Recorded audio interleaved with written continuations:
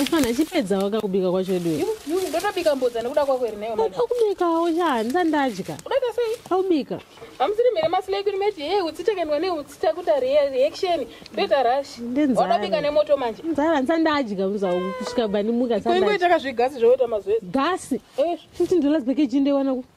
Kopa waimbobika negasi wewe. Zvona zviri nani mazuva aya. But kukwira kwaita fuel chitapaka gasi rakabva tanga kudhura sokupenga chaizvo.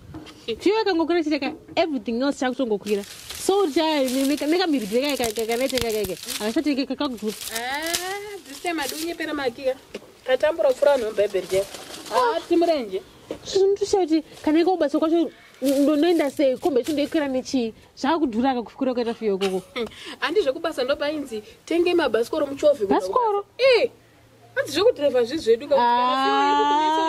chovha bhasikoro rako. Iwo akarushandisa mabhasikoro vatishandisa mabhasikoro. Ndopataitaura kuti iwo ngavachitanga vaita motorcade yemabhasikoro.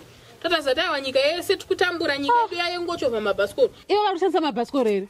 Ndopataitaura kuti iwo ngavachitanga vaita motorcade yemabhasikoro. Tatazataiwa munhu wese arikuita sei ari kutambura nyika yedu ndeyengochovha mabhasikoro chete. Ndinose vanhu zive kuti tanhanzi jika imbambira patati chingwa chadhura paipa. Ivo vachidya maserials andiri kupaona.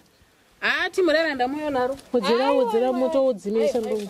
Ndatsvaga mashanga ndege. Handanzizisa tiri pa second stage yeload shedding.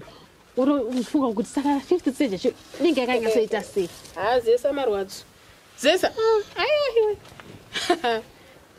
Sikongeti. Kuti izvozvi seweek no arikudya 5 million emagetsi.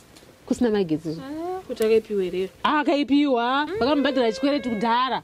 Iyo wachibhadhira chikwereti chechivhayo wachitadza kubhadhira chikwereti zvokuti nyika yese ite magetsi. Aiwa kana iri yawo mari inenge iripo kaishaika. Yawo mari inenge iripo. Kangana zviri kunzi former boss wezesa uyu akashandisa 600,000 achitenga mota since 2011. 600,000.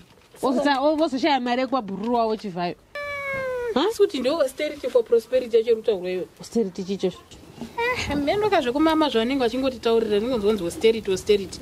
Ndotoshaya kuti zvizvo. Ndotoshaya kuti power planning yeanhu achoka. Azati every winter ka magetsi anenge achinetsa usage magetsi. Magi. Aiwa andisitombo dangu zvekunetsana newe. Bika. Batidza moto wangu utange kutobika. Ova neupfu hwako. Aiwa ndanda uyu. Power planning yayo udautaura uchinikuturira zvinhu zvangu. Power planning yayo rumbitaurira.